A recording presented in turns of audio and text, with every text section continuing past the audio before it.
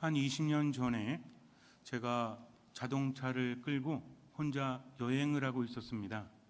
텐트를 가지고 여행을 하는데 마땅한 곳이 있으면 텐트를 치고 하루를 묵었어요. 산을 돌아서 나가는데 아주 편안한 곳이 눈에 띕니다. 그래서 거기에 자리를 펴고 텐트를 치고 밤을 지샜어요. 맥주 한 잔을 마시면서 하늘을 바라보니 별이 반짝반짝 빛납니다. 김광석을 좋아하기 때문에 김광석의 노래를 틀어놓고 정말 좋다, 여기서 평생 살았으면 좋겠다, 마음이 참으로 편안하구나 라는 생각을 했습니다. 그리고 새벽녘에 잠이 들었죠. 아주 어두운 밤이었어요. 아침 정도가 되었나 봅니다. 갑자기 시끄러운 거예요, 주변이. 그래서 이렇게 눈을 떴더니 곡소리가 들립니다. 아이고 아이고 하면서 우는 소리가 들려요. 그래서 이게 무슨 소리지 하면서 텐트를 살짝 열어봤더니 하얀 옷을 입은 사람들이 모여서 울고 있는 거예요. 그래서 이게 뭔가 하고 이렇게 봤더니 묘자리였습니다. 거기에 이제 관을 넣고 무덤을 만들고 있었던 거죠. 그런데 저는 거기로부터 한 10m 정도 떨어졌을까, 거기에 텐트를 치고 거기서 잠을 자고 있었던 거죠. 일어나서 텐트를 걷고 가는데 자꾸 저를 쳐다보는 거예요, 사람들이. 그러면서 몇 명은 웃고 있습니다. 울어야 되는데 저를 보면서 자꾸만 웃고 있던 거죠. 왜냐하면 머리는 산발하고 또 러닝 셔츠에 반바지를 입고 텐트를 이렇게 걷어내고 있으니까. 나중에 봤더니 거기가 어디였냐면 무덤과 무덤 사이에 길이 있더라고요. 그 길로 지나가면서 제가 텐트를 친 자리가 그 자리도 무덤으로 쓸 자리였다는 거죠. 저는 거기서 생각을 했어요. 이런 곳에서 평생을 살았으면 좋겠다. 그런데 정작 거기는 무덤가였습니다. 밤이었기 때문에 보이지 않았던 거죠. 어둠은 우리로 하여금 진실을 바라보지 못하게 합니다. 거기서 앉아하고 싶었지만 거기는 산 사람들의 자리가 아니라 죽은 사람들의 자리였다는 거죠. 내가 보는 것이 전부가 아닌데 거기에 속아서 저는 거기에 만족하고 안주하고 싶었던 것이죠.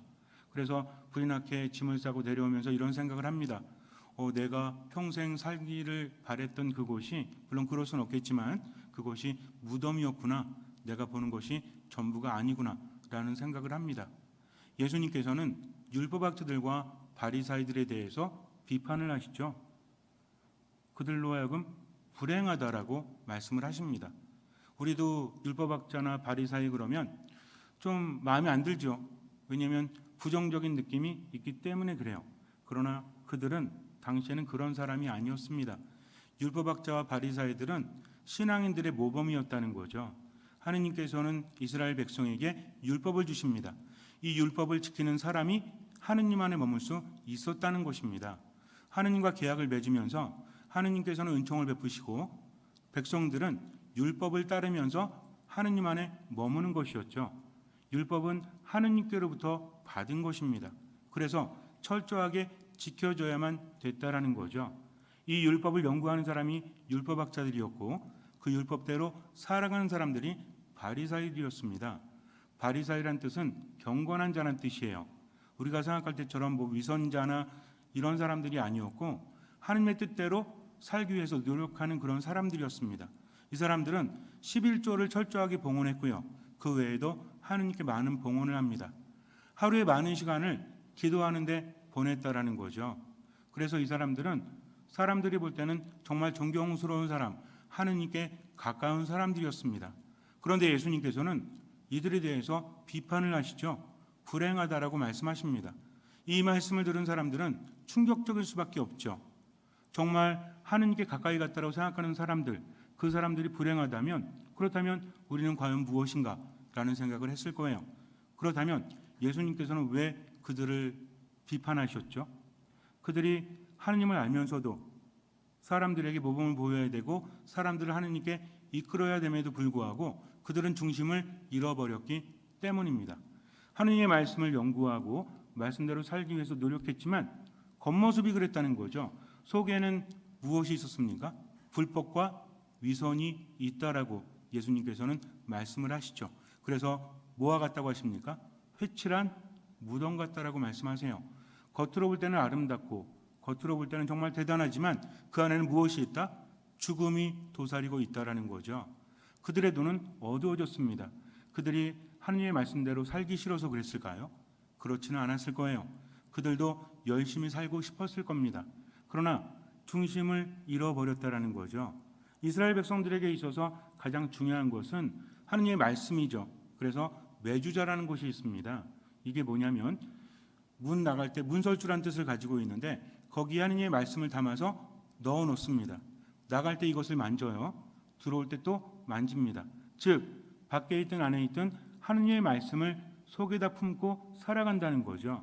그래서 율법학자들 바리사이들은 집에만 그렇게 해놓는 것이 아니라 성구갑을 옷에다 달고 다녔죠. 술에 이렇게 해가지고 성구갑을 달고 다닙니다. 성구갑에는 뭐가 들어있죠?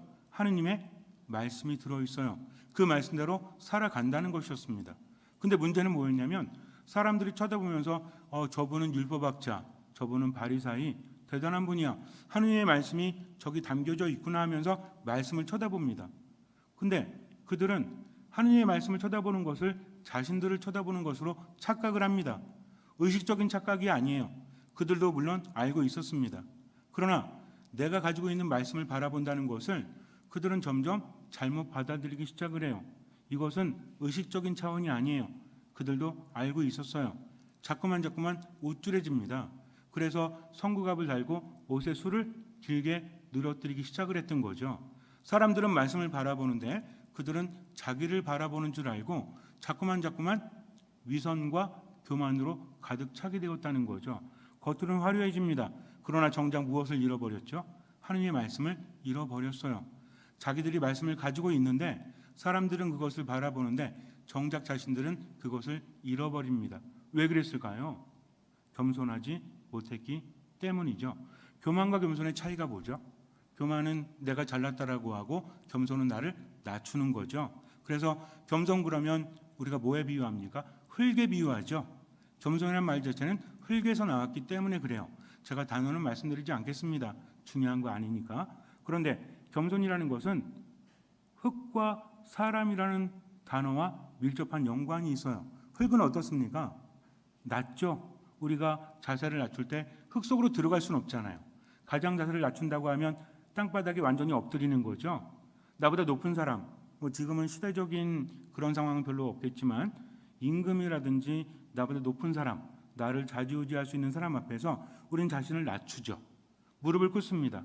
그거보다 더 낮추는 것은 오체투지라고 그래가지고 바닥에 완전히 이렇게 쫙 엎드리는 거죠. 무엇입니까? 흙과 가까워진다는 거죠. 그래서 겸손이라는 것은 자신을 낮추는 거다. 교만은 반대로 뭡니까? 흙과 멀어지는 거죠. 나를 세우는 겁니다. 점점 위로 올라가려고 하는 거죠. 이것이 교만이라고 합니다. 그렇다면 우리가 이것을 인지할 수 있을까요? 누구나 알아요. 개념은 압니다. 교만이 무엇이고 겸손이 무엇인지 우리도 안다는 거죠. 그런데 정작 어려운 것은 그것을 어떻게 살아가야 하는가? 겸손한 척하라는 말이 아니죠. 겸손은 무엇입니까? 하루는 프란치스코 성인의 제자가 꿈을 꾸는데 꿈에 천사가 와서 하늘나라로 데려가는 거예요. 그래서 하늘에 올라갔는데 천사가 이렇게 말합니다. 하느님의 옥자가 있고 옆에 하느님의 사람들, 성인들의 자리가 있다라고 말을 합니다. 그래서 봤더니 하느님의 옥자와 그 주변과 뒤에 엄청나게 많은 자리가 있는 거예요. 근데 하느님의 옆에 좀 높은 자리가 있었습니다. 이 자리는 누구의 자리입니까? 라고 물었더니 저 뒤에 보이는 것들은 다 성인들의 자리고 하느님의 옥자 옆에는 예수님의 12사도와 또 한 사람의 자리라고 하는 거예요. 12사도는 알겠는데 한 사람은 누굽니까? 그랬더니 가장 겸손한 프란치스코의 자리다. 프란치스코는 그 사람의 스승이었죠. 그래서 꿈속이나마 너무나 기뻤어요. 꿈을 깼습니다. 스승에게 달려갔죠. 이 소식을 빨리 전해줘야 되겠다. 스승님, 제가 간밤에 꿈을 꾸는데 천사를 따라가서 하늘나라를 보았습니다. 그런데 하느님의 옥자와 그 주변에 자리가 있는데 12사도 옆에 자리가 스승님의 자리래요. 스승님이 그만큼 겸손하기 때문입니다. 제자는 스승이 기뻐할 줄 알았죠. 그런데 프란치스코 성인이 이렇게 말합니다. 만약에 다른 사람들이 나만큼 하나님의 은총을 받았다면 그들은 나보다 더 겸손할 겁니다 라고 말을 했다고 해요. 자, 겸손은 무엇이죠? 나를 낮추는 척하는 것이 아니라 자신의 처지를 아는 것이 바로 겸손이라는 거죠. 진짜 겸손은 그렇습니다. 내가 잘난 체 하지 말아야지, 이것도 겸손이겠죠. 근데 진짜 겸손은 뭐냐면 나는 이것뿐이 안 되는구나, 나는 정말 보잘것없는 존재구나 라는 것을 깨닫는 겁니다. 근데 여기서 또 한 가지 문제가 생겨요. 그러면 나는 보잘것없고 나는 못났고, 이거는 자기 비하죠. 여기서 중요한 것이 있습니다. 나는 보잘것이 없구나, 나는 아무것도 할 수 없구나, 누가 안 계시다면? 하느님께서 계시지 않다면. 이것은 다릅니다. 자기 비하는 뭐예요? 나는 이것뿐이 안 되는구나, 나는 보잘것없구나, 그러니까 나는 해도 안 되지 하면서 어디로 가죠? 절망으로 갑니다. 그러나 하느님을 믿는 사람은 어때요? 나는 이것뿐이 안 되지만, 나는 보잘것없지만 하느님께서 함께 하시면 모든 것이 가능하지, 그러니까 하느님께 맡겨야 되겠다, 판단하지 말고 지금을 살아야 되겠구나, 이것이 바로 겸손이라는 겁니다. 그래서 겸손은 하느님과 함께 나를 자꾸만 들여다보면 처음에는 어때요? 야, 나 정말 못났구나, 나 정말 죄가 많구나, 나 정말 어리석구나, 그것을 알게 되지 않습니까? 처음에는 마음이 무너집니다. 그 다음에 어떤 생각이 드냐면 그래, 내가 아무리 노력해도 안 되지, 그러나 하느님께서 함께 하시면 나는 살아갈 수 있는 거야 하면서 점점 어떻게 합니까? 하느님께 맡긴다는 거죠. 나 중심이 아니라 하느님 중심으로 하루하루를 살게 된다는 겁니다. 이것이 바로 겸손이라는 거죠. 우리는 오늘 기도에 대해서 묵상을 합니다. 기도에는 여러 가지가 있죠. 뭐가 있어요? 연경기도가 있고 묵상기도가 있고 그리고 관상기도가 있습니다. 이 중에서 우리는 많은 연경기도를 알고 있죠. 연경기도는 뭐예요? 기도서에 나와 있는 거죠. 보고 읽고 하는 기도, 함께하는 기도. 연경기도보다 묵상기도가 높고 묵상기도보다 관상기도가 높고 이게 아닙니다. 연경기도는 훌륭한 기도예요. 연경기도는 공동체의 기도입니다. 우리가 어떻게 기도할지 모를 때, 또 함께 마음을 모을 때 연경기도만큼 훌륭한 것이 없다라는 거죠. 주님의 기도하죠. 성모송하죠. 이런 것들이 연경기도입니다. 묵상기도는 무엇입니까? 우리의 생각을 더하는 거죠. 묵상기도 중에서 대표적인 게 뭐가 있죠? 여러분들 매일매일 하시는 기도 있죠? 묵주기도입니다. 묵주기도. 아니 신부님, 묵주기도가 왜 묵상기도입니까? 연경기도죠. 묵주기도는 진짜 어렵죠? 천주교 신자로서 경지가 높은 분들은 묵주기도를 잘하는 분들이에요. 우리도 묵주기도 매일 하지만 묵주기도 할 때마다 어떻습니까? 기적을 체험하죠? 어떤 기적을 체험해요? 기도하면서도 딴 생각이 돼. 야, 이 묵주기도는 정말 대단합니다. 어떤 분은 병원 가도 잠을 못 자는데 묵주만 손에 들면 잠이 오는 거죠. 또 묵주기도 어떻습니까? 묵주기도 하다 보면 내 머리가 굉장히 좋아지죠. 어제 뭘 먹었는지까지 기억이 나요. 그리고 10년 전에 어떤 사건이 있었는지도 기억이 나지 않습니까? 그래서 묵주기도는 정말 신비다라고 말하는 분들이 있습니다. 그런데 묵주기도가 가장 어렵다고 하죠. 그래서 어떤 분은 환희의 신비를 하다가 고통의 신비로 넘어가기도 한대요. 그래서 정말 대단하다, 나를 잃어버리는 기도가 묵주기도구나. 그래서 정말 묵주기도는 대단하다라고 하는데, 묵주기도는 묵상기도입니다. 우리가 묵주기도할 때마다 뭐라고 합니까? 환희의 신비, 일단 무엇을 묵상합시다라고 하죠. 그리고 뭐 안 해요? 묵상 안 하잖아요. 그냥 가만히 한 1분 정도 또는 30분 정도 있다가 주님의 기도하고 성모송하고 이렇게 넘어간다는 겁니다. 아닙니다. 묵상은 생각을 하라는 거죠. 이 신비가 무엇이구나. 오늘 내가 환희의 신비를 끝냈다면 환희의 신비 안에 있는 내용을 묵상을 해야 되는 거예요. 그래야만 기도가 될 수 있는 것입니다. 그래서 묵주기도는 성모님과 함께하는 기도죠. 묵주기도는 성모님 중심의 기도가 아닙니다. 묵주기도는요, 빛의 신비도 들어왔죠. 환희의 신비, 고통의 신비, 빛의 신비, 영광의 신비를 합치면 뭐가 됩니까? 이 뭐가 돼요? 예수님의 일생이 되죠. 그래서 묵주기도는 뭐를 관통한다고 그래요? 복음을 관통한다고 합니다. 그래서 묵주기도만큼 훌륭한 묵상기도가 없다라는 거죠. 묵주기도를 하게 되면요, 인생이 바뀝니다. 왜? 하느님과 함께하기 때문에, 또 성모님과 함께하기 때문에 그래요. 그런데 기도에 대해서 우리가 생각을 할 때 어떻게 하면 하느님께서 들어주시는가? 여기에 우리 중심이 잡혀 있죠. 왜? 세상이 힘드니까. 세상을 살면서 필요한 것들이 많잖아요. 이걸 주실 분은 하느님뿐이 안 계시잖아요. 그래서 하느님께 기도합니다. 뭔가를 바란다는 것은 좋은 것입니까? 나쁜 것입니까? 좋은 거죠. 아이들이 엄마한테 엄마 이거 좀 주세요. 아빠 저거 좀 주세요. 그럼 나쁘다고 그래요? 그렇지 않습니다. 하느님께 바라는 것은 좋은 거예요. 뭔가를 청하는 것은 좋은 겁니다. 그래서 예수님께서 뭐라고 하십니까? 마태오복음에서 우리에게 말하시죠. 구하라, 찾으라, 두드리라. 그럼 열릴 것이고 찾게 될 것이고 너희가 얻을 것이다라고 말씀하십니다. 그러면 우리가 하느님께 꾸준히 청하면 하느님께서는 들어주실까요? 안 들어주실까요? 들어주십니다. 하느님께서는 나를 나보다 더 사랑하시기 때문이죠. 예수님께서 뭐라고 하십니까? 너희가 빵을 달라는데 돌을 줄 아비가 어디 있겠느냐? 너희가 생선을 달라는데 뱀을 줄 아비가 어디 있겠느냐? 달걀을 달라는데 정갈을 줄 아비가 어디 있겠느냐? 너희는 악하면서도 자녀들에게 좋은 것을 줄 알거든 하늘에 계신 아버지께서야 너희에게 더 좋은 것을 주시지 않겠느냐? 라고 예수님께서 말씀하십니다. 그러니까 어떻게 해야 돼요? 그분께 믿음을 두고 내가 청하면 받는다는 확신이 있어야 된다는 거죠. 그렇게 청해야 합니다. 어떤 인디안 부족에서는 비가 오지 않을 때 기우제를 지낸대요.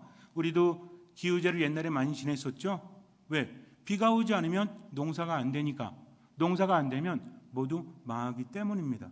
그때는 지금처럼 무슨 스마트폰 어플 이런 게 없기 때문에 언제 비가 올지 모르죠. 그래서 비가 안 오면 어떻게 됩니까?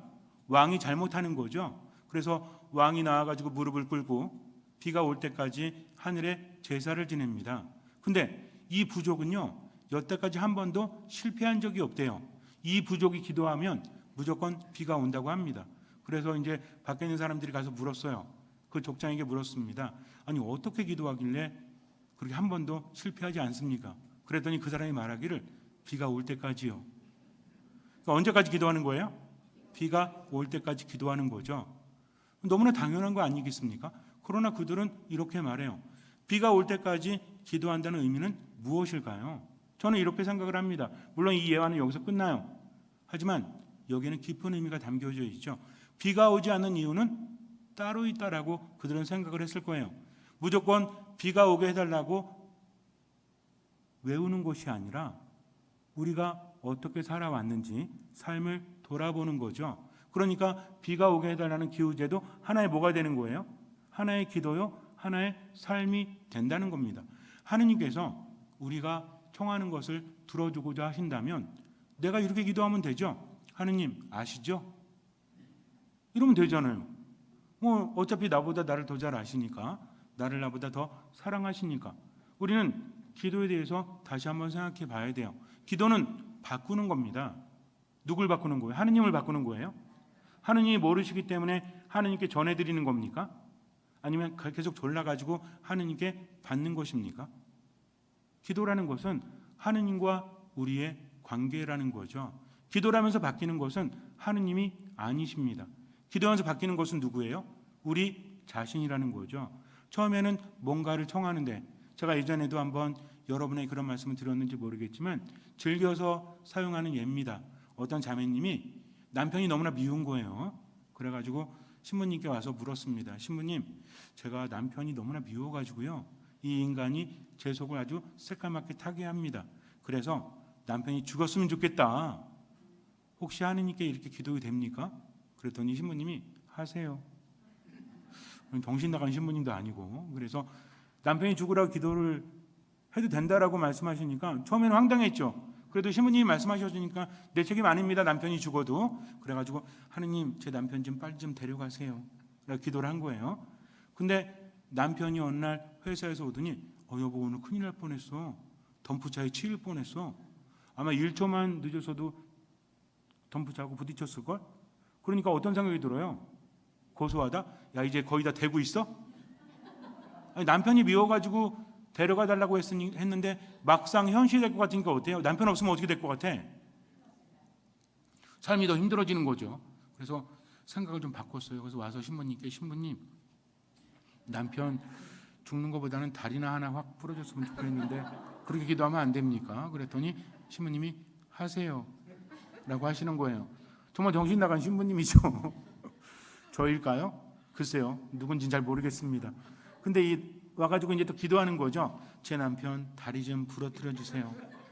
아주 그냥 그 제비 다리 똑 부러지듯이 좀 부러뜨려 주세요. 얄미워 죽겠습니다. 남편이 오더니 말합니다. 여보, 오늘 회사에서 족구하다가 다리 부러질 뻔했어. 생각을 해보니까 다리가 부러지면 누가 피곤해? 내가 피곤하잖아요. 다 옆에서 해줘야 되잖아. 신부님한테서 말합니다. 신부님, 다리는 좀 아닌 것 같고요. 그냥 팔이나 하나 부러졌으면 좋겠다라는 생각을 좀 하는데 그렇게 기도하면 안 됩니까? 신부님이 또 그러세요 라고 말합니다. 그래서 기도했죠. 근데 남편이 오더니 그러는 거예요. 오늘 차 문에 팔이 껴가지고 아주 부러질 뻔했어. 또 생각을 해보니까 어때요? 팔 부러져도 내가 피곤하지. 그래서 하느님께 어떻게 기도했는지 아세요? 하느님, 못 들은 걸로 해주세요 라고 기도했다라고 합니다. 자, 우스갯소리긴 하죠. 근데 기도하면서 누가 바뀌었습니까? 본인이 바뀐 거죠. 자신을 들여다보게 해주는 거죠. 하느님께서 그래, 네가 열심히 봉사하고 네가 열심히 미사하고 네가 열심히 기도하니까 좋아, 네 기도니까 네 남편 오늘 확 데려가 줄게 라고 하시겠습니까? 무엇이 더 좋은 것임을 하느님이 더 잘 아시기 때문입니다. 우리는 믿어야 돼요. 우리는 확신합니다. 하느님께서는 나를 나보다 더 잘 아신다는 거죠. 하느님은 나를 나보다 더 사랑하신다는 겁니다. 하느님은요, 우리가 달라는 대로 주지 않으십니다. 더 좋은 것을 우리에게 주신다는 거죠. 기도는 바로 이런 거예요. 기도는 무엇이냐면 하느님과 함께하는 겁니다. 우리가 이것을 착각하면 안 돼요. 그러니까 목적을 정해놓고 하느님 이거 좀 주세요 라고 했는데 안 주십니다. 그러니까 어떻게 해요? 하느님 안 계신 것 같아. 하느님은 나를 사랑하지 않으시는 것 같아 라고 우리는 생각할 수도 있어요. 그렇지가 않다는 겁니다. 인생이란 무엇입니까? 인간사 새옹지마라고 하죠. 믿지 않는 사람들은 새옹지마라고 합니다. 그러나 우리에겐 그렇지 않다라는 거죠. 하느님께서 함께 하시면서 나를 나보다 더 잘 아시니까, 나를 나보다 더 사랑하시니까 그분께서는 이끌어 주신다는 겁니다. 하느님이 무엇을 원하시는지 우리는 알아야 돼요. 그렇지 않으니까 어둠에 잠겨서 앞을 제대로 바라보지 못합니다. 하느님이 나에게 무엇을 원하시는 걸까? 기도라는 것은 무엇보다도 하느님과 함께 하는 것이라는 거죠. 우리는 엘리야와 함께 지금 여정을 가고 있어요. 엘리야는 어떤 사람이었죠? 엘리야는 예언자 중에서도 아주 대단한 사람이에요. 이스라엘 백성들에게 있어서 율법을 대표하는 사람은 누구죠? 모세입니다. 그리고 예언자를 대표하는 사람이 누구예요? 엘리야라는 거죠. 그래서 예수님께서 거룩하게 변모되실 때 누구와 누구를 만나죠? 엘리야와 모세를 만나죠. 율법과 예언이 예수님 안에서 완성되어지기 때문입니다. 그렇다면 율법은 뭐죠? 하느님께서 주신 거죠. 하느님께서 지키라고 주신 겁니다. 그러면서 하느님께서는 뭘 바라세요? 율법을 지키기를 바라시죠. 그 안에 있는 하느님의 마음을 알기를 바라십니다. 예언자를 보내신 이유도 뭐죠? 예언자를 보내셔가지고 예언자들이 하느님의 말씀을 선포하죠. 그러면서 예언을 할 수밖에 없었죠. 왜? 사람들이 안 믿으니까. 그냥 어떤 사람이 와가지고 여러분들 하느님의 뜻입니다, 이것을 알아들으십시오 그러면 우리 뭐라 그래요? 신부님이야? 수녀님이야? 아니면 봉사자야? 아무것도 아니야. 그럼 뭐라 그래요? 어서 듣보잡이 와가지고. 아니 그럼 생각해 보세요. 어떤 사람이 막 길에서 외치고 있으면 우리 다 하느님의 말씀을 알아듣습니까? 그렇지 않다는 거죠. 사자들이 말하는 거 하느님의 말씀으로 듣죠. 왜 그래요? 교회에 권위가 있기 때문에 그래요. 예수님께서 교회를 세우셨기 때문에 그래요. 신부님들 하나하나가 대단해서가 아닙니다. 누가 뒤에 계시기 때문에? 예수님께서 뒤에 계시기 때문이죠. 그렇지 않아요? 그러니까 신부님 그러는 거지. 나보다 나이가 많아서? 아니잖아요. 제가 보면 저희 부모님보다 나이가 더 많으신 분들도 저한테 와서 뭐라 그래요? 신부님 그럽니다. 누구 때문에? 예수님, 하느님 때문이라는 거죠. 근데 어떤 사람이 그냥 나와서 외칩니다. 가만히 보면요, 하느님의 예언자들을 보면 그리 대단한 사람들이 아니었어요. 동시대의 바알이라든지 아세라를 보면 좀 혈통 좋은 사람들이 예언자들을 했죠. 근데 하느님께서 부르시는 예언자는 어떤 사람들이었어요? 정해진 가문이라기보다는 그냥 부르십니다. 그러면서 이 사람이 나와야 됐죠. 잘 모르는 사람, 엘리야도 마찬가지입니다. 잘 몰라요. 어디 출신인지는 아는데 이 사람이 어떻게 살았는지 잘 모르고 어느 날 갑자기 갑툭튀 갑자기 툭 튀어나온 거예요. 그러니 사람들이 볼 때는 저 사람 뭐지? 근데 어땠습니까? 하느님의 힘을 지녔죠. 그게 뭐예요? 하느님의 말씀이 이루어지는 이적, 표징, 기적을 보여주는 거였어요. 예언자들의 목적은 기적을 일으키는 게 아닙니다. 기적 안에 담겨있는 누구의 말씀? 하느님의 말씀이죠. 너희들이 지키면 하느님께서 함께 하실 거다. 은총을 주실 거다. 근데 너희들이 안 지키면 벌을 받을 거야 하면서 기적을 보여주는데 중요한 건 뭐였습니까? 그 안에 있는 하느님의 말씀이었다는 거죠. 엘리야 예언자는 하느님의 말씀을 가지고 있었어요. 그래서 어떻게 합니까? 아주 유명하죠. 850대 1 깔멜산에서 바알의 예언자들, 아세라의 예언자들과 한판 벌이죠. 그래서 어떻게 해요? 통쾌한 승리를 하죠. 정말 대단했습니다. 그리고 나서 비가 오지 않다가 이제 아합 왕에게 비가 온다라고 하죠. 비를 내려주시는 분 누구시다? 하느님이시다. 그래서 그 늙은 나이에도 불구하고 엄청나게 생기 있게 힘차게 달려가서 왕이 타고 가는 왕의 마차를 앞질러 가죠. 이렇게 대단했어요. 이제는 바알과 예언자들, 아세라의 예언자들을 다 이겼고 이제는 백성들이 하느님을 따르겠지라고 생각을 합니다. 그런데 결과는 어땠습니까? 우리가 열왕기 상권 읽어보면 알겠지만 결과는 아주 비참했죠. 아합의 왕의 아내가 그를 죽여버리려고 해요. 왜? 자신의 바알과 아세라 예언자들을 다 죽였기 때문에. 그래서 엘리야는 이제는 끝났는 줄 알았는데 끝이 아니었죠. 하느님의 일을 했습니다. 결과는 뭐였습니까? 죽음만 남았죠. 그래가지고 이제 힘이 다 빠져가지고 밖에 나가서 어떻게 합니까? 쌀이나무 아래 누워가지고 주님 저를 죽여주십시오. 저는 제 손조들보다 나은 것이 하나도 없습니다. 라고 말합니다. 이거 기도일까요? 아닐까요? 하느님과 대화하는 거죠. 지금 하느님 왜 그러셨어요? 라고 말하고 싶겠죠. 그러나 그럴 수 없어요. 왜? 하느님을 알기 때문입니다. 그분은 대단하신 분이에요. 어떻게 감히 그렇게 말할 수 있습니까? 그러나 하느님을 알긴 알지만 그분을 온전히 알 수 없는 거죠. 지금 나는 혼자다. 내가 이렇게 하느님의 일을 했음에도 불구하고 내게 남은 것은 죽음뿐이 없어요. 그러니 차라리 절 죽여주십시오. 라고 말하면서 쌀이나무 아래에 있는데 쌀이나무는 대단한 나무입니까? 그렇지 않아요. 그냥 빗자루 만드는 나무 있죠? 별볼 없어요. 그늘도 별로 없습니다. 거기에 초라하게 누워가지고 죽기만을 바라는 거죠. 그런데 하느님의 천사가 그를 깨웁니다. 일어나라. 그리고 먹어라. 앞에 봤더니 구운 빵과 물이 놓여져 있어요. 이걸 먹고 하느님의 산 호렙으로 가라 합니다. 한번 먹고 지쳐가서 쓰러졌다가 또 천사가 깨우죠. 일어납니다. 지금 어떤 상태예요? 마음도 몸도 다 무너진 상태예요. 아무것도 할 수가 없습니다. 그런데 앞에 보니까 빵과 불이 있어요. 먹습니다. 그리고 하느님의 산 호렙으로 가죠. 호렙산은 아주 유명한 산이죠. 모세가 하느님을 만난 시나이 산의 다른 이름이에요. 그래서 호렙산으로 40 밤낮을 걸어서 갑니다. 사실 천사가 좀 데려다 주면 안 돼요? 천사가 날개 있잖아요, 날개. 천사가 하늘을 이렇게 날아다닐까요? 천사는 능력이 있습니다. 천사가 엘리야를 그냥 품에 안고 호렙산까지 금세 갈 수도 있었겠죠. 근데 굳이 40일 동안 걸어가게 한 이유는 뭐예요? 걸어가면서 그는 어땠습니까? 주님께서 주신 음식을 먹고 힘을 내서 걸어갔다는 거죠. 40일 동안 하느님을 만나러 하느님의 산 호렙으로 가는 동안 엘리야는 어떤 생각을 했을까요? 삶에 대해서 여러 가지 생각을 했을 거예요. 그러면서도 죽지 않았죠. 왜요? 하느님께서 내려주신 음식 때문이었습니다. 우리 한 가지를 기억합니다. 엘리야는 광야를 걸어서 호렙산까지 갔죠. 그렇다면 이스라엘 백성들은 이집트를 탈출해서 40년 동안 어디를 걸었어요? 광야를 걸었잖아요. 그런데 이집트에서 이스라엘까지 거리가 그렇게 먼 거리가 아니라고 했죠. 버스 타고 한나절? 그러니까 우리가 걸어가면 아무리 늦게 걸어도 40일 정도면 도착하지 않을까. 40일이 아니라 제 생각에 정말 아무리 천천히 걸어도요. 일주일 안에 갈걸요. 근데 40년을 헤맵니다. 왜 그랬습니까? 광야라는 곳은 어떤 곳이죠? 죽음의 장소예요. 척박한 곳이에요. 그들은 무엇을 보았습니까? 그들은 죽음을 보았어요. 그러나 무엇을 보아야 됐죠? 하느님께서 함께 하심을 보아야 됐던 거죠.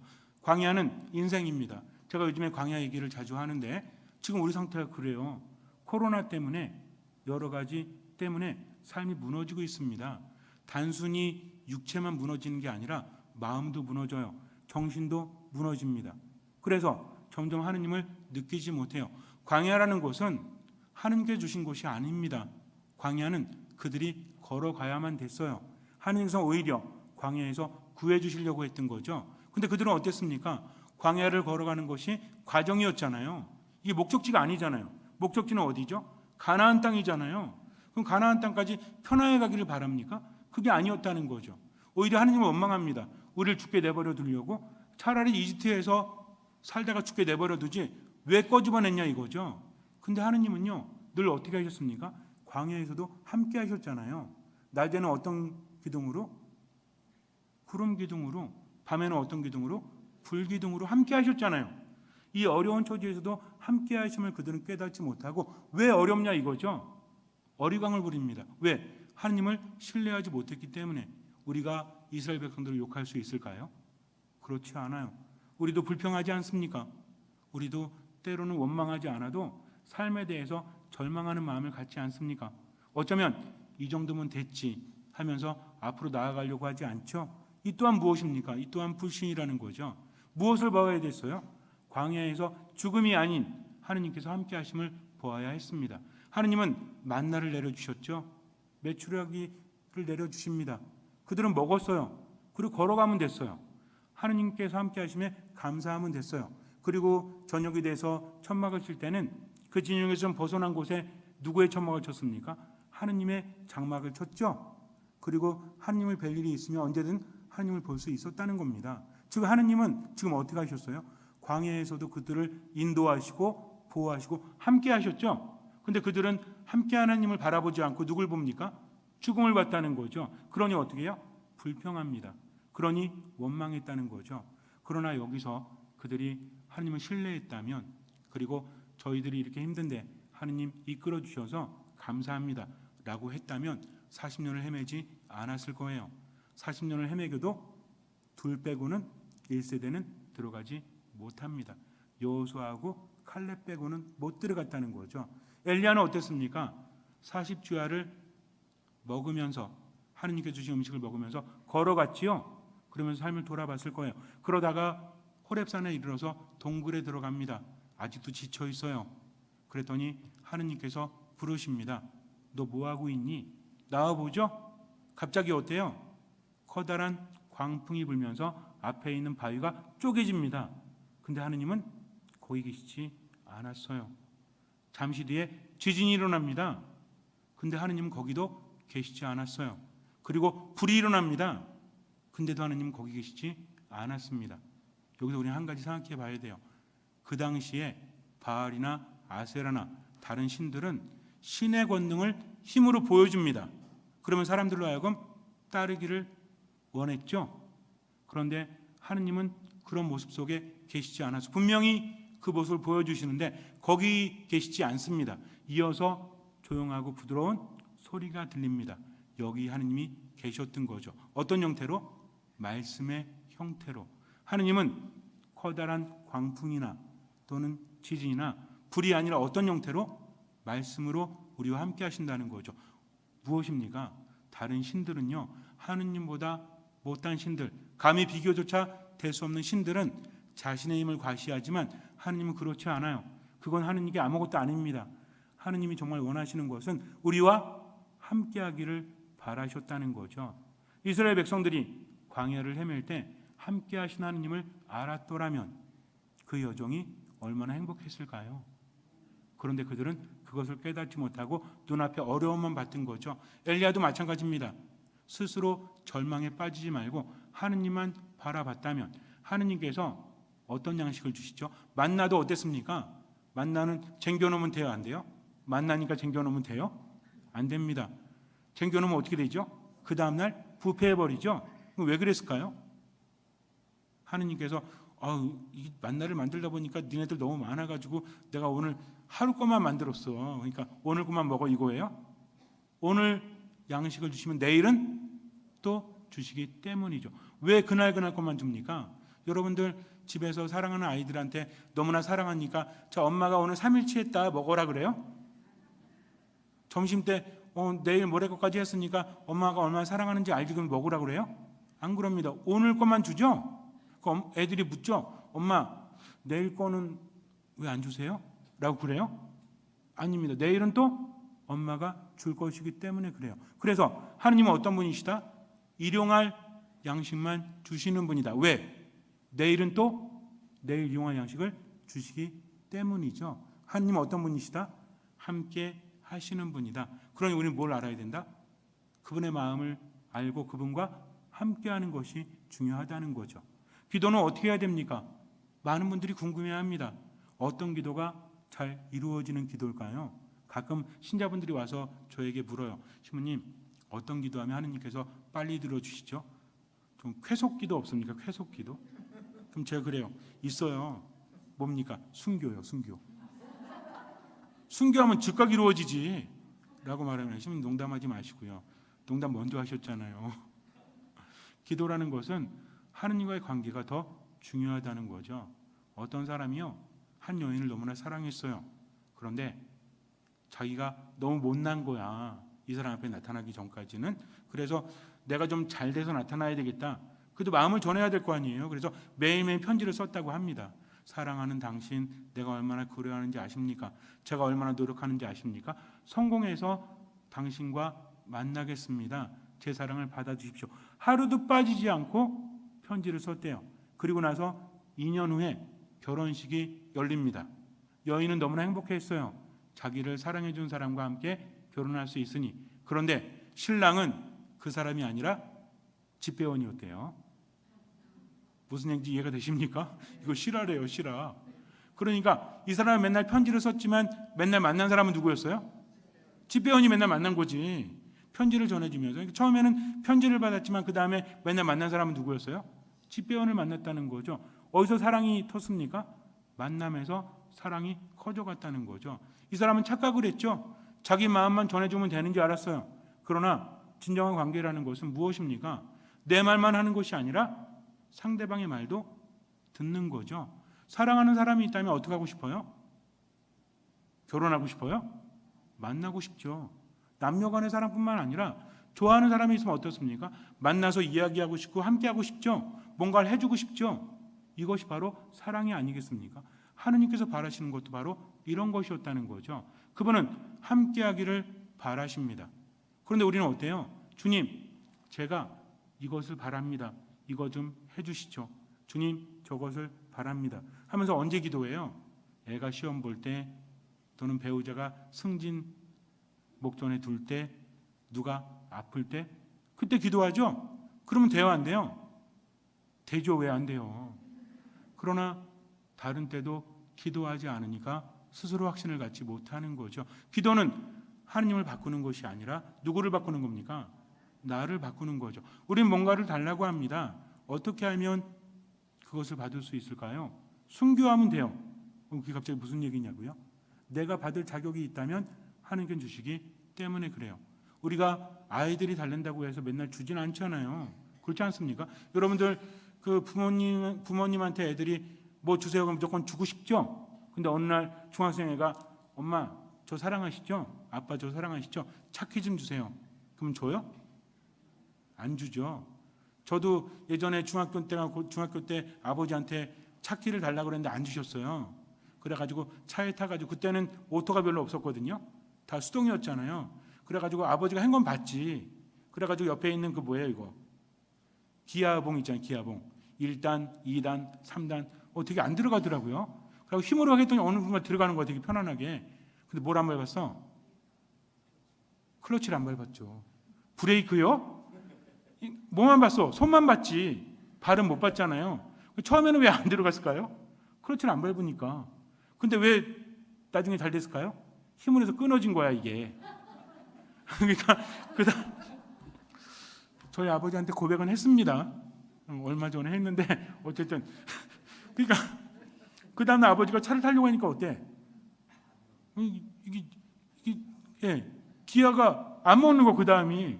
그 카센터 갔다 와도 아버지가 그러시는 거, 차가 고장이 났어, 돈 들었어. 저는 어땠을까요? 몰랐으니까. 왜 안 좋겠습니까? 아직 자격이 안 되기 때문이죠. 하느님께서 왜 안 주실까? 우린 뭔가를 바랍니다. 하느님 저 원합니다. 근데 왜 안 주십니까? 그 다음에 생각해 봐야죠. 왜 안 주실까? 그러다 보면 깨닫게 된다는 거죠. 아까도 말씀드렸지만 남편이 죽기를 바랬던, 다리가 부러지기를 바랬던, 그러나 이제는 주님 안 들은 걸로 해주세요 라고 말했던 그 자매님처럼 우리가 바뀐다는 거죠. 그러나 필요한 것은 주십니다. 더 좋게 주신다는 거죠. 중요한 것은 그분과 함께 머무는 거예요. 우리가 바라는 것은 한시적이죠. 그렇지 않습니까? 지금 필요하니까 달라고 하죠. 옛날에 어렸을 때 여러분들 간절히 바랬던 거 있죠? 또 20살 때 간절히 바랬던 거 있죠? 30대 간절히 바랬던 거 있죠? 변해요, 안 변해요? 지금 생각해 보니까 어때요? 내가 바랬던 것이 최선이었습니까? 그렇지 않다는 것을 이제는 나도 알잖아요. 인생을 살다 보니까 내가 행복해지기 위해서 필요한 것이 무엇이었음을 그때 바랬던 그것이 아니었다는 것을 이제는 알지 않습니까? 물론 그때 당시에 바랬던 것과 지금 바라는 것이 같을 수도 있어요. 그러나 하느님께서는 더 좋은 것을 주신다는 것을 우리는 알아야 됩니다. 이것이 무엇이다? 이것이 신앙이라는 거죠. 어떻게 기도해야 될까요? 그것은 중요하지 않아요. 중요한 것은 하느님과 함께 지금을 살아가는 거죠. 예수님께서 세상에 오셨죠. 구약에는 예언자들이 왔고 또 천사들이 하느님의 말씀을 전했죠. 신약에는 누가 오셨습니까? 예수님이 오셨습니다. 예수님은 누구시죠? 사람이 되신 하느님이세요. 그러면서 우리는 어떤 하느님이라고 하죠? 임마누엘 하느님이라고 합니다. 예수님은 뭐 하셨죠? 사람들을 만났습니다. 말씀을 주셨다는 거죠. 말씀이 사람이 되셔서 우리와 함께 사셨습니다. 이제 중요한 것은 뭐예요? 내가 그 말씀을 받아들이는 거죠. 말씀은 어떻게 받아들여요? 봅니까? 말씀은 뭐죠? 듣는 거죠. 듣다 보니까 어때요? 믿음은 생겨나는 겁니다. 어떻게 기도해야 될까요? 어떻게 기도해야 이루어질까요? 믿음으로 청하는 기도는 이루어집니다. 그래서 예수님께서는 믿음을 가지고 내 이름으로 청하면 하늘에 계신 아버지께로부터 반드시 받을 것이다라고 말씀을 하세요. 즉 믿음으로 누구의 이름으로? 예수 그리스도의 이름으로 청하면 그것은 내 기도가 아니라 누구의 기도가 되기 때문에 예수님의 기도가 되기 때문에 그래요. 그러면 아무나 예수님의 이름으로 청합니까? 그렇지 않다는 거죠. 그분과 함께하는 사람, 그러면서 청하는 거예요. 예수님은 또 마태복음 10장에서 뭐라고 하십니까? 너희가 마음과 청하면 아버지께서 들어주실 것이다. 왜? 마음과 청하면 거기에 내가 함께할 것이기 때문이다라고 하십니다. 우리 마음을 모으라고 하죠. 기도할 때는 뭘 모아야 돼? 자동 판매기 앞에서는 어떻게 해야 커피가 나오죠? 성부와 성자와 성령의 이름으로 아멘. 카페라떼 한 잔 주세요. 몇 번 하면 커피 나오죠? 제가 해봤어요. 4번 만에 나오던데요. 제가 예전에 2번 당해서 커피 자판기 앞에서 혼자 기도해서 카페라떼 한 잔만 주세요. 그랬더니 나왔어요. 뒤에 어떤 자매님이 지나가시다가 제 소리를 들은 거예요. 신부님이 얼마나 커피를 마시고 싶었으면 돈을 넣어주신 거죠. 근데 그분이 들은 거잖아. 얘가 들은 게 아니잖아요. 그럼 뭘 어떻게 해야 됩니까? 돈을 넣어야죠. 그럼 하느님께 기도할 때는 마음을 모아 청해야 됩니다. 그럼 내 어떤 마음 모을 거예요? 화가 난 마음? 슬픈 마음? 어떤 마음? 하느님께 합당한 마음을 드려야 한다는 거죠. 하느님께서는 무엇을 바라십니까? 사랑과 자비와 용서를 바라십니다. 내 마음에는 사랑이 없는데, 내 마음에는 용서가 없는데, 내 마음에는 자비가 없는데 어떻게 하느님께 청할 수 있겠습니까? 그래서 하느님께 청할 때는 하느님이 아시고 누가 알아요? 내가 알아요. 내 기도가 하느님께 전해질지 그렇지 않을지는 압니다. 그래서 기도할 때는 어떻게 해야 돼요? 그러면 지금 내 마음속에 자비와 용서와 사랑이 없다면 이루어지지 않는 겁니까? 이루어지지 않습니다. 그럼 어떻게 해야 되죠? 아무리 해도 용서가 안 되는데요. 아무리 해도 자비를 담을 수가 없는데요. 그래서 순교해야 된다는 거예요. 목숨을 걸어야 합니다. 즉 이루어지는 기도는 어떤 기도다? 목숨을 거는 기도다. 그러면 기도할 때마다 칼로 찔리면서 기도하실 거예요? 아닙니다. 그분이 바라시는 목숨이 무엇인지 알아야 한다는 거죠. 예수님 뭐라고 하십니까? 나를 따르려는 사람은 자기 자신을 버려야 된다. 그리고 매일 제 십자가를 지고 나를 따라야 한다라고 말씀하세요. 그분을 따르고자 할 때 우리를 내려놓게 되죠. 이게 목숨인 거예요. 그분은 바로 그것을 바라십니다. 지금 내 마음이 마음대로 안 되잖아요. 그러니까 그분을 바라보는 거죠. 내 마음을 고칠 수 있는 분은 누구십니까? 우리는 이렇게 말합니다. 아무리 노력해도 안 됩니다. 그 사람을 용서하고 싶은데요, 자비롭게 살고 싶은데요, 그게 안 돼요. 성당에선 되는데 성당을 나가면 안 돼. 그죠? 성당에선 되죠. 성당에서 누구만 바라보니까? 예수님만 바라보니까. 성당 밖에 나가면 어떠니까? 그 인간들이 눈에 들어오니까 안 된다는 거죠. 그래서 우리는 어떻게 합니까? 안 됩니다 하죠. 안 됩니다. 그러나 누구에게는 가능하죠? 하느님께는 가능하다는 것을 우리는 알아야 돼요. 그래서 말씀을 묵상해야 돼요. 말씀이 내 안에 들어오면 그때부터 활동을 하십니다. 인간의 말이 아니라 하느님의 말씀이기 때문이죠. 오늘 독서에서 들었잖아요. 하느님의 말씀을 사람의 말로 받아들이지 말고 누구의 말로? 하느님의 말로 받아들여 사실 그대로 받아들이라는 거죠. 하느님의 말씀은 하느님의 입에서 나오면 세상에 와서 그분께서 원하시는 일을 이루지 않고는 돌아가지 않습니다. 중요한 건 뭐예요? 그 말씀을 받아들이느냐 받아들이지 않느냐 이거죠. 예수님께서 티로와 시돈 지방을 지나가시는데 한 여인이 예수님을 찾아옵니다. 가나안 여인이었죠. 이스라엘 사람들과 가나안 사람들은 사이가 무지하게 안 좋아요. 왜냐하면 가나안 사람들은 섞인 사람들이기 때문에 이거 굉장히 싫어합니다. 이스라엘은 순수혈통이잖아요. 근데 가나안 사람들은 유배 때 남아있던 이스라엘 백성들과 가나안 사람들, 이방인들이 섞인 거거든요. 굉장히 싫어합니다. 이 여인이 오더니 예수님께 부탁을 하죠. 제 딸이 마귀가 들려서 호되게 고생하고 있습니다. 그러니 다윗의 자손이시여 자비를 베풀어 주십시오. 예수님이 모른 들은 척 하십니다. 제자들이 와서 그러죠. 하도 그러니까 뭐라 그래요? 예수님 불쌍하잖아요. 그냥 한번 도와주시죠. 그래요? 저 여자가 너무 시끄럽게 굽니다. 돌려보내시죠. 라고 말합니다. 제자들도요. 저 여인이 가나안 여인이기 때문에 예수님께서 고쳐주지 않으실 것을 알았다라는 거죠. 그런데 예수님께서 멈춰 쓰시죠. 여인이 와서 이때다 싶어서 이야기합니다. 이렇습니다. 도와주십시오. 예수님 뭐라고 하십니까? 자녀들에게 줄 빵을 강아지에게 던져주는 것은 좋지 않다라고 하십니다. 여인은 어떤 생각을 했을까요? 아니 그냥 좋은 말로 하시지 굳이 개 비유를 하시나? 사실은 우리가 생각하는 그런 뜻은 아니었겠지만 당시 이스라엘 사람들은요 이방인들을 특히 가나안 사람들을 개나 돼지에 비유했어요. 듣기만 해도 기분이 좋을 리는 없겠죠. 근데 이 여인은 뭐라고 합니까? 예수님 강아지도요 주인의 식탁에서 떨어지는 빵 부스러기는 먹지 않습니까? 근데 예수님 뭐라고 하시죠?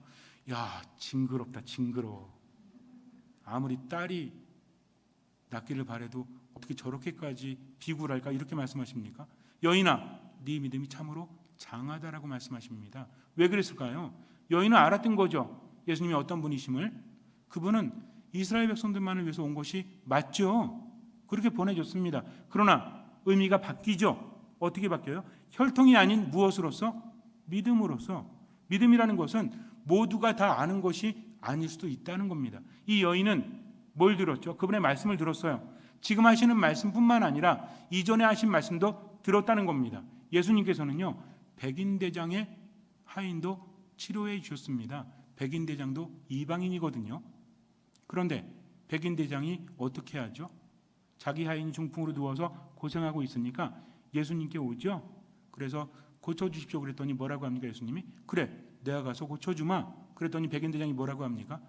아닙니다. 제 집에는 주님을 모실 마땅한 곳이 아닙니다. 저도 남의 밑에 있는 사람입니다만 제게도 부하가 있습니다. 그래서 말하면 듣습니다. 왜? 명령에는 권위가 있기 때문에. 당신은 한 말씀이면 제 하인이 낫도록 할 수 있으십니다. 그러니 한 말씀만 하소서라고 이야기하죠. 그럼 예수님 뭐라고 하십니까? 이스라엘에서도 이런 믿음을 본 적이 없다라고 하십니다. 즉 혈통이 아닌 무엇으로? 믿음으로 그분을 받아들이는 사람, 이런 사람이 기적을 맛보게 된다는 거죠. 그래서 예수님은 늘 뭐라고 하십니까? 너의 믿음이 너를 구원하였다라고 말씀하시잖아요. 백인 대장은 어떤 믿음을 보였죠? 자기가 할 수 있는 자신의 삶을 통해서 예수님께 믿음을 고백했던 거죠. 또 이 여인은 어땠습니까? 당신이 개라고 하시면 저는 개입니다. 왜? 당신의 말씀을 저는 신뢰하기 때문에 그래요. 제가 이해할 수 없어도 당신이 말씀하시는 것은 모두 옳습니다. 이건요, 무조건 이루어지기를 바라기 때문에 비굴해도 좋습니다가 아니에요. 그분을 알기 때문이죠. 우리도 마찬가지입니다. 때로는 답답하고, 아니 왜 이렇게 사랑하라고 하시나, 마음 편한 대로 살면 안 되나? 그분의 말씀에는 뜻이 있기 때문에 그래요. 우리로 하여금 왜 원수를 사랑하라고 하시죠? 속 뒤집히라고? 아주 미치고 팔짝팔짝 뛰라고? 아니죠. 꿀벌이요. 여러분들 꿀벌 아시죠? 요즘엔 꿀벌이 좀 많아지고 있어서 다행이라고 합니다. 그런데 꿀벌이 침으로 쏘잖아요. 그럼 꿀벌이 막 이렇게 사람들 가면은 막 이렇게 막 날개 해가지고 막 위협하죠. 겁나서 그러는 거래요. 그래가지고 딱 가면은 이제 어쩔 수 없다 쏘잖아요. 이렇게 침을. 그럼 꿀벌이 탁 침 쏘고 나서 뭐라고 할 것 같아요? 아유, 그러게 왜 까불어? 다음에 오면 2번 쏴줄 거야. 그럴 것 같아요. 침을 쏘는 꿀벌은 죽습니다. 우리한테 침을 쏠 때는 침이 하나뿐이 없어가지고 침이 이렇게 뭐 말벌 같은 경우에 침이 일단 들어간대요 다시. 근데 꿀벌은 어때요? 한번 나가서 쏘면 내장이 다 빠져가지고 죽어버린다라고 하죠. 어쩔 수 없으니까 쏘는 겁니다. 그러면 어쨌든 꿀벌은 침을 쏘는 순간 어때요? 상대방을 아프기도 하지만 자기도 죽는 거죠. 내가 사랑하지 않고 내가 원수로 갖고 미워하고 증오하고 이렇게 해서 행복할 수 있다면 하느님께서는 그렇게 하라고 하실 거예요. 그러나 행복하지 않잖아요. 정말 필요한 건 무엇입니까? 치유죠. 정말 필요한 것은 내 삶의 회복이지 않습니까? 하느님께서 그것을 주신다는 거죠. 근데 내가 하느님의 말씀을 듣지 않고 증오하고 미워하고 원한을 갖는 순간부터 내 안엔 독이 생기죠. 제가 이거는 많이 경험했습니다. 어떤 분이 용서하지 못해서 결국은 스스로 병을 얻고 그리고 굉장히 힘들어하세요. 근데 용서하는 과정 안에서 치유가 되는 것을 많이 봅니다. 누구 몸이 망가지니까? 우리 몸뚱아리가 그래요. 우리 몸뚱아리가 알아들으면 괜찮아. 야, 저 사람은 미워하니까 미워할 만하니까 미워하자. 그러면 간이 알아서 그래 괜찮아. 미워해. 내가 안 상할게. 그러면 돼요. 근데 누가 상해? 내가 상해요. 그래서 하느님은 뭐라고 하십니까? 사랑하라고 말씀하시는 겁니다. 똑같은 고통이라고 할지라도 치유되는 고통과 아파지는 고통이 다르기 때문에 하느님 믿기 때문에 우리 하느님 말씀 안에 머무는 거죠. 그래서 따르는 겁니다. 명심하세요. 그래서 중요한 건 뭐냐면 내가 기도한다는 것은 무엇이냐? 하느님과 함께하는 거다. 뭔가를 청하기보다는 그분의 말씀을 듣는 거다. 그러면 많은 것들을 깨닫게 되고 기도하는 내용이 달라진다는 거죠. 내가 원하는 것을 하느님께 받기 위해서 기도하는 것이 아니라 내가 행복하기 위해서 하느님께서 주시는 것을 받아들이는 것이 무엇이다? 이것이 기도라는 거죠. 그러니 뭔가 청하는 기도하면 됩니까? 안 됩니까? 돼요. 괜찮아요. 청하십시오. 그 기도하는 과정에서 누가 변하니까? 내가 변하니까. 그런데 청하기만 하지 말고 뭐 하자? 듣자라는 거죠. 그래야만 기도가 될 수 있기 때문입니다. 그래서 기도는 무엇이다? 하느님과의 관계다. 내가 말하는 기도도 중요하지만 더 중요한 기도는 뭐다? 말씀을 듣는 거다. 그러면서 하느님과 함께하기 때문에 그래요. 마음이 힘들어서 괴로워서 뭔가 원할 때 하느님께 청하는 기도도 중요하지만 어떤 기도하자? 듣는 기도하자. 그 듣는 기도가 뭘 듣는 겁니까? 말씀을 듣는 겁니다. 말씀을 듣다 보면 뭐가 생기죠? 믿음은 들음에서 오고 들음은 그리스도의 말씀으로 이루어진다라고 로마서는 말하고 있죠. 즉 말씀을 듣다 보면 어때요? 치유가 됩니다. 왜? 내가 혼자가 아니니까. 누가 함께 하십니까? 말씀이신 하느님께서 함께 하시기 때문입니다. 그렇다면 이런 기도를 가장 훌륭하게 했던 분이 누구실까요? 바로 성모님이시죠. 우리 성모님 안에서 기도가 어떤 것인지 알 수 있다라는 거죠. 성모님이 엘리사벳을 찾아봤을 때 엘리사벳이 뭐라고 합니까? 이게 어찌된 일입니까? 주님의 어머니께서 저에게 오시다니요. 정령 복되십니다. 하느님의 말씀이 이루어지라고 믿으신 분이라고 이야기합니다. 자, 성모님은 왜 행복하죠? 처녀가 잉태했기 때문에 돌 맞아 죽는 거죠. 앞으로 어떻게 될지도 모르잖아요. 당장 요셉한테 뭐라고 말할지도 알 수가 없잖아요. 근데 행복하시죠? 왜 행복해요? 그분의 말씀이 이루어지라고 믿으셨기 때문입니다. 그 전에 가브리엘 전사가 은총이 가득한 이여 기뻐하여라, 주님께서 너와 함께 계시다. 즉 성모님이 행복한 이유는 두 가지입니다. 하나는 뭐예요? 하느님께서 함께 하셨다는 거죠. 두 번째는 뭐예요? 그분의 말씀이 이루어지라고 믿으셨기 때문입니다. 기도는 이렇게 해야 되는 거예요. 첫 번째 조건은 모두에게 주어집니다. 기도하는 순간 하느님께서 함께 하시죠. 두 번째가 중요한 거예요. 기도할 때 어떻게 한다? 그분의 말씀이 이루어지니까 주님 저로 하여금 깨닫게 해주십시오. 저로 하여금 알게 해주십시오 하면서 먼저 하느님께 청하는 거죠. 함께 하시기를. 그러면서 주님 제가 뭐가 필요합니다 하면서 뭐 하는 거예요? 묵상하는 거죠. 그냥 필요합니다 이게 아니라 주님 왜 필요할까요? 그 말씀을 듣는 거죠. 여러분들이 기도할 때도 마찬가지잖아요. 하느님 찬미하면서 말씀을 들으면서 처음에 바랬던 것들이 바뀌는 경우 있어요 없어요? 있잖아요. 물론 계속될 수도 있지만 그 바람을 붙잡고 어떤 마음을 잃지 말자? 듣는 마음을 잃지 말자는 거죠. 명심하시기 바랍니다. 그럴 때 하느님께서 함께 하십니다. 자, 기도는 뭐다? 하느님과 함께 하는 거다. 그러니까 뭐가 중요하다? 듣는 마음이 중요하다. 기도하고 밀접하게 연관될 수밖에 없는 게 뭐다? 그래서 말씀이다. 말씀을 받아들이는 거죠. 이제 마지막 가장 큰 기도가 있습니다. 뭡니까? 하느님과 함께하는 거라면 여러분들 문자하고 카카오톡하고 전화하죠. 근데 그러면서 뭐라 그래요? 만나자라고 하죠. 만나면 제일 큰 거잖아요. 하느님 어디서 만납니까? 기도 안에서 만나고 말씀 안에서 만나죠. 하지만 가장 큰 기도가 있죠. 뭐예요? 지금 우리 거기 있잖아요. 이 거룩한 미사. 미사의 기적은 이루 표현할 수 없어요. 미사가 뭔지 알면 우린 죽을지도 몰라요. 미사할 때는 성모님과 천사들이 제대 주변에 함께 한다라고 하죠. 왜? 하느님께서 현존하시는 공간이기 때문입니다. 여러분들 삶이 힘들 때, 괴로울 때, 뭔가 막막할 때 미사 안에 머무르세요. 그만으로 치유가 되고 하느님께서 함께 해 주십니다. 그래서 우리 가톨릭 기적 중에서 엄청나게 많은 기적이 있는데 중요한 기적이 두 개가 있죠. 하나 뭐예요? 성체 기적. 대단하죠? 8세기 일어난 기적이 아직도 란치아노 성당에 가면 예수님 심장 조직이 있잖아요. 미사 중에 성체가 예수님의 살로 변화된 겁니다. 그런데 이 성체 기적들이 한 100건 정도가 이때 보고된 게, 인정받은 게, 인정받지 않은 것 치면 수만 건이래요. 근데 그것만 인정했죠? 인정돼도 몇백 년 지난 다음에 인정이 되잖아요. 물론 부에노스아이레스 1996년에 우리 교황님께서 부교구장님으로 계셨던 아르헨티나, 여기서도 기적이 일어났습니다. 근데 이 기적이 대단한 게 뭐냐면 나중에 성분을 조사해 봤더니 1200년 전에 란치아노에서 일어났던 기적과 이 살 성분이 똑같은 한 사람의 동일한 사람의 심장 조직이라고 합니다. 이 기적이 왜 일어났어요? 바로 미사가 얼마나 대단한지를, 예수님의 살과 피가 미사를 통해서 우리에게 전해지는 것을 우리에게 알려준다는 거죠. 또 하나의 기적이 있습니다. 뭐죠? 성모님 발현. 파티마 대단하죠? 과달루페 대단하지 않습니까? 또 어디 있어요? 루르드. 그 외에도 굉장히 많잖아요. 근데 성모님께 나타나셔서 뭐라고 하십니까? 내가 대단하니 나를 섬겨라?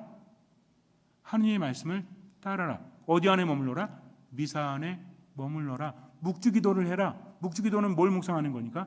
예수님의 일생을 묵상하는 거니까. 그러면서 이 자리에 뭘 지어라? 1번 쇼핑몰, 2번 성당. 뭘까요? 성당을 지어라. 성당은 뭐 하는 곳입니까? 미사를 거행하는 곳이기 때문입니다. 즉 가장 큰 기도는 뭐다? 미사라는 거죠. 미사의 값은 예수님의 피의 값이기 때문입니다.